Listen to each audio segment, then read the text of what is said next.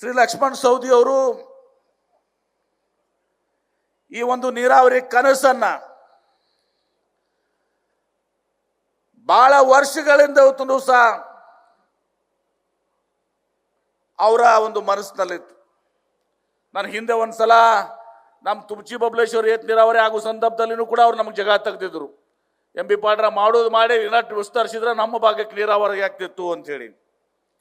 ಆಗ ಕೇವಲ 3-4 ಹಳ್ಳಿಗೆ ಅಷ್ಟೇ ಆಯ್ತು. ನಾನು ಒಂದು ಮಾತನ್ನ ಈ ಸಂದರ್ಭ ಹೇಳಕ್ಕೆ ಬಯಸ್ತೇನೆ.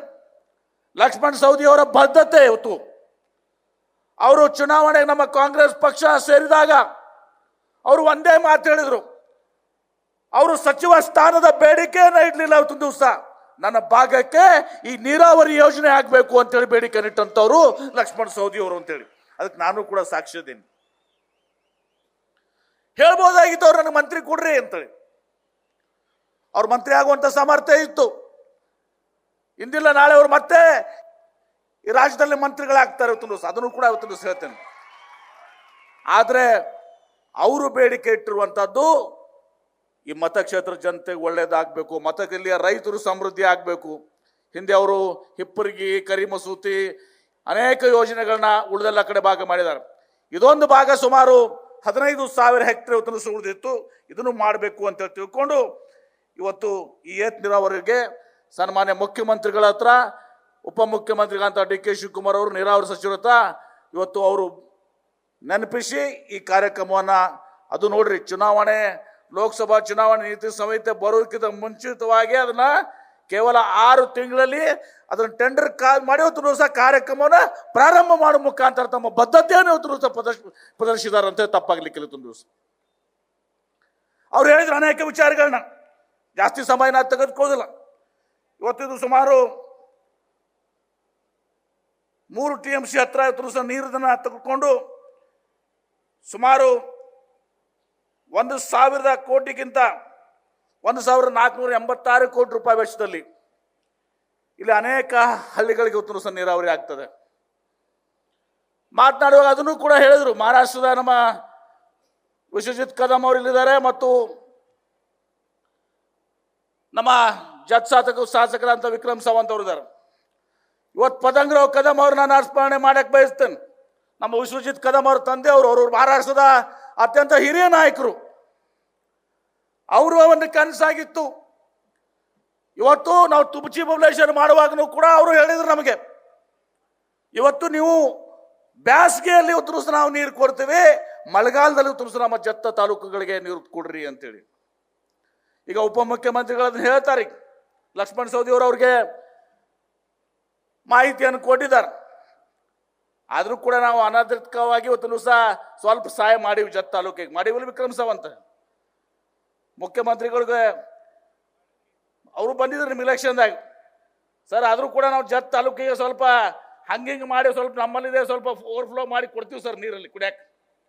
ಆದರೆ ಇವತ್ತು ಸಹ ಶಾಶ್ವತವಾಗಿ ನಮಗೆ, ಯಾಕಂದ್ರೆ ನಾವು ಪ್ರತಿ ವರ್ಷ ಹೋಗಿ ನಾವು ನೀರನ್ನು ಹೋಗಿ ನಾವು ಮಹಾರಾಷ್ಟ್ರಕ್ಕೆ 2 TMC ನೀರು ಕೊಡ್ರಿ, 3 TMC ನೀರು ಕೊಡ್ರಿ. ಅರಾಗ ವಿಶೇಷವಾಗಿ ಸಿದ್ದು ನಾಮಗೌಡ್ರ ನೆನಪು ಮಾಡ್ಕೋಕ್ ಬಯಸ್ತೀನಿ ನಾನು. ಆನಂದ್ ಸಿದ್ದು ನಾಮಗೌಡ್ರು ಯಾವಾಗಲೂ ಕೂಡ ಪ್ರತಿ ವರ್ಷ ಬರಗಾಲ ಬರ್ತಂದ್ರೆ ನಮಗೆ ಮಹಾರಾಷ್ಟ್ರಕ್ಕೆ ಹೋಗು ನಡ್ರಿ ಎಂ ಬಿ ಪಾಟ್ರನವ್ರು 2 TMC ನೀರು ಬಿಡಿಸ್ಕೊಂಡ್ಬರ್ನು ಅಂತೇಳಿ. ಈಗ ನಾವು ಅಲ್ಲಿ ಗಲಗಲಿ ಬ್ಯಾರೇಜನ್ನು ಎತ್ತರ ಮಾಡಿವಿ. ಗಲಗಲಿ ಬ್ಯಾರೇಜನ್ನು ಒಂದು ಸುಮಾರು 7-8 ಫೀಟ್ ಇವತ್ತು ನಾವು ಜಾಸ್ತಿ ಮಾಡಿದ್ದೀವಿ. ಹಿಂಗಾಗಿ ಒಂದು ಸ್ವಲ್ಪ ಈಗ ಅದನ್ನು ಮಹಾರಾಷ್ಟ್ರಕ್ಕೆ ಹೋಗಿ ನೀರು ಕೇಳುವಂಥ ಪರಿಸ್ಥಿತಿ ನಮ್ಮಲ್ಲಿ ಇಲ್ಲ. ಇವತ್ತಿನ ದಿವಸ ಗಲಗಲಿ ಬ್ಯಾರೇಜ್ ಜಾಕೆಟಿಂಗ್ ಮಾಡಿ ಅದನ್ನ 3 ಮೀಟರ್ ಹೆಚ್ಚಿಗೆ ಮಾಡಿದ್ದೀವಿ, 2 ಮೀಟರ್ ಇವತ್ತಿನ ದಿವಸ. ಈಗೂ ಕೂಡ ತಡ ಆಗಿಲ್ಲ ಇವತ್ತಿನ ದಿವಸ. ನಾಳೆ ನಿಮ್ಮ ಹೊಸ ಸರ್ಕಾರ ಬಂದ್ಮೇಲೆ ಈಗ ನೀತಿ ಸಂಹಿತೆ ಬರ್ತದೆ, ಏನು ಮಾತಾಡಿದ್ರು ಉಪಯೋಗಿಲ್ಲ ವಿಕ್ರಮ್. ಹೊಸ ಸರ್ಕಾರ ಬಂದ್ಮೇಲೆ ನಿಮ್ಮ ಮಹಾರಾಷ್ಟ್ರದಲ್ಲಿ ಕರ್ನಾಟಕ ರಾಜ್ಯ ನಮ್ಮ ಉಪಮುಖ್ಯಮಂತ್ರಿಗಳು ಡಿ ಕೆ ಶಿವಕುಮಾರ್ ಇರ್ತದೆ. ಅವ್ರ ಜೊತೆಗೆ ನಾನು ಕೂಡ ಇದನ್ನೆಲ್ಲಾನು ಕೂಡ ಸ್ವಲ್ಪ ಮಟ್ಟಿಗೆ ತಿಳ್ಕೊಂಡಿದ್ದೀನಿ. ನಂದು ಮಾಹಿತಿಯನ್ನು ಕೊಡ್ತೀನಿ. ಲಕ್ಷ್ಮಣ್ ಸವದಿ ಅವರು, ಡಿ ಕೆ ಶಿವಕುಮಾರ್ ಅವರು, ನಾವು ಕುಡ್ಕೊಂಡು ಇವತ್ತು ಸಹ ಮಹಾರಾಷ್ಟ್ರದಲ್ಲಿ ನೀವು ನಮಗೆ ನೀರು ಕೊಡ್ರಿ, ಬೇಸಿಗೆಯಲ್ಲಿ ನಾವು ಮಳೆಗಾಲದಾಗ ನಾವು ನಿಮ್ಗೆ ನೀರು ಕೊಡ್ತೀವಿ. ತನ್ನ ಮೂಲಕ 2 ರಾಜ್ಯಕ್ಕೆ ಒಳ್ಳೇದಾಗ್ತದೆ ಮತ್ತು ನಮ್ಗಿಂತ ಜಾಸ್ತಿ ಮಹಾರಾಷ್ಟ್ರದವ್ರಿಗೆ ಫೈದೆ ಆಗ್ತದೆ. ಯಾಕಂದ್ರೆ ನಿಮ್ಗೆ ಇನ್ಫ್ರಾಸ್ಟ್ರಕ್ಚರ್ ಮಾಡಕ್ಕೆ ಭಾಳ ದೊಡ್ಡ ಕೆಲಸ ಖರ್ಚು ಬರ್ತೈತಿ.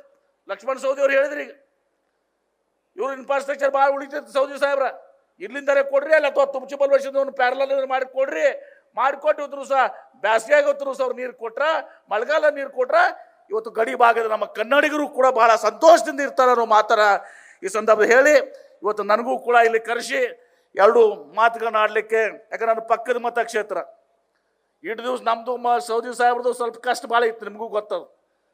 ಅವ್ರದ್ದು ಒಂದು ಪಾರ್ಟಿ, ನಮ್ದು ಒಂದು ಪಾರ್ಟಿ. ಇಲೆಕ್ಷನ್ದಾಗ ಬಂದು ಇವರು ಅವ್ರು ನಮ್ಮನ್ನು ಜಡ್ಯವರು, ನಾವು ಬಂದಿಲ್ಲ ನಾವು ಜಡ್ಯವರು. ಈಗ ಎರಡು ಒಂದೇ ಆಗಿದೆ ಅವಾಗೆಲ್ಲ.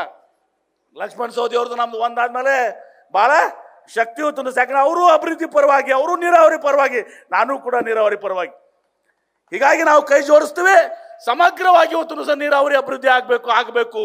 ಅಷ್ಟೇ ಅಲ್ಲ, ನಾನು ಈ ಸಂದರ್ಭ ಹೇಳಬೇಕು, ನಾವು ಕೆಂಪಾಡ ಬಸವೇಶ್ವರ ಸಂದರ್ಭದಲ್ಲಿ ಸೌದಿಯವರು ಮತ್ತು ಕಾಗೆ ಅವರು, ಕೆಂಪಾಡ ಬಸವೇಶ್ವರ ಸಲ ನೀವು ಹೋರಾಟ ಮಾಡಿದ್ರಿ, ಇಬ್ರು ಕೂಡ ಉಪವಾಸ ಕೂತಿದ್ರಿ. ನಾವು ಸತೀಶ್ ಜಾರಕಿಹೊಳಿ ಅವರು ಹೋಗಿ ಲಕ್ಷ್ಮೀ ಹೆಬ್ಬಾಳ್ಕರ್ ಎಲ್ಲರೂ ಹೋಗಿ ಇವತ್ತು ಸಹ ಅವಾಗ ಮಾತು ಕೊಟ್ವಿ. ಇವತ್ತು ನಾವು ಎಲ್ಲರೂ ಒಂದೇ ಕಡೆ ಅದೀವಿ. ಇವತ್ತು ಕಾಗೆ ಅವರು ಯಾವ್ದಾರನಿಲ್ಲಿ ಎಲ್ಲರೂ ಕೂಡಿ ಇವತ್ತು ಮಾಡಿಕೊಟ್ಟಿದ್ವು ಅದನ್ನು ಕೂಡ. ಹೀಗಾಗಿ ಮುಖ್ಯಮಂತ್ರಿಗಳಂತ ಸಿದ್ದರಾಮಯ್ಯ ಅವರ ನೇತೃತ್ವದಲ್ಲಿ ಇವತ್ತು ರಾಜ್ಯದ ಹಿಂದೆನೂ ಕೂಡ 5 ವರ್ಷದಲ್ಲಿ ನೀರಾವರಿಗೆ ಒತ್ತನ್ನು ಕೊಟ್ಟಿದ್ರು, ಈಗೂ ಕೂಡ ನೀರಾವರಿಗೆ ಒತ್ತು ಕೊಟ್ಟಿದ್ದಾರೆ. ಇವತ್ತು ರಾಜ್ಯದಲ್ಲಿ ರೈತರಿಗೆ ಒಳ್ಳೇದಾಗಬೇಕು ಆ ದೃಷ್ಟಿಯಿಂದ ಕೃಷ್ಣ ಮತ್ತು ಕಾವೇರಿ ಎರಡೂ ನಮ್ಮ ಕಣ್ಣಿದ್ದಂಗೆ, ಎರಡೂ ಸಹ ನಮ್ಮೇನು ಶಕ್ತಿಗಳಿದಾವೆ ಆ ಭಾಗದ ರೈತರಿಗೆ ಶಕ್ತಿ ತುಂಬುವಂಥ ಕೆಲಸವನ್ನು ಸನ್ಮಾನ್ಯ ಮುಖ್ಯಮಂತ್ರಿಗಳು, ಉಪಮುಖ್ಯಮಂತ್ರಿಗಳು, ನಾವು ಲಕ್ಷ್ಮಣ್ ಸವದಿಯವರು, ಜಾರಕಿಹೊಳಿ ಅವರು, ಲಕ್ಷ್ಮೀ ಹೆಬ್ಬಾಳ್ಕರ್ ಅವರು, ವೇದಿಕೆ ಮೇಲೆ ಕೂತವರು ಎಲ್ಲರೂ ಕೂಡ ಇವತ್ತು ಸಹ ಕೆಲಸವನ್ನು ಮಾಡ್ತೀವಿ ಅನ್ನೋ ಮಾತನ್ನು ಹೇಳಿ ಇವತ್ತು ಸಹ ಲಕ್ಷ್ಮಣ್ ಸವದಿಯವರಿಗೆ ಎಷ್ಟು ಅಭಿನಂದನೆ ಸಲ್ಲಿಸಿದ್ರು ಕೂಡ ಕಡಿಮೆ. ಅವ್ರು ಕೇಳಿದ್ದು ಈ ಭಾಗದ ನೀರಾವರಿ ಸಚಿವ ಸ್ಥಾನ ಕೇಳಿಲ್ಲ, ನಾನು ಕೂಡ ಸಾಕ್ಷಿಯಾಗಿದ್ದೀನಿ. ನನ್ನ ಭಾಗದ ನೀರಾವರಿ ಮಾಡಿಕೊಡ್ರಿ ಅಂತ ಕೇಳಿದ್ರು. ಅದಕ್ಕೆ ಅವ್ರನ್ನ ನೆನಪಾರುವಂಥ ಕೆಲಸ ಇವತ್ತು ಸಾಗಬಾರ್ದು. ಆ ದಿಶೆಯಲ್ಲಿ ನೀವು ಲಕ್ಷ್ಮಣ್ ಸವದಿಯವರಿಗೆ 76,000 ಮತದಿಂದ ಆರಿಸಿದ್ರಿ. ಮುಂದೆ ಬರುವಂಥ ಸಂದರ್ಭದಲ್ಲಿ ಇಲ್ಲಿ ಕ್ಯಾಂಡಿಡೇಟೇ ಆಗಬಾರ್ದು. ಆ ರೀತಿ ಇವತ್ತು ಸಹ ನೀವು ಅವರಿಗೆ ಆಶೀರ್ವಾದವನ್ನು ಮಾಡಬೇಕು ಅಂತ ಸಂದರ್ಭದಲ್ಲಿ ಕೇಳ್ಕೊಂಡು ನನ್ನ ಮಾತಿಗೆ ವಿರಾಮ ಹೋಗ್ತೀನಿ. ಎಲ್ಲರಿಗೂ ನಮಸ್ಕಾರಗಳು. ನ್ಯೂಸ್ ಫಸ್ಟ್, ನಿರ್ಭೀತಿಯಿಂದ ನಿಮ್ಮ ಪರವಾಗಿ.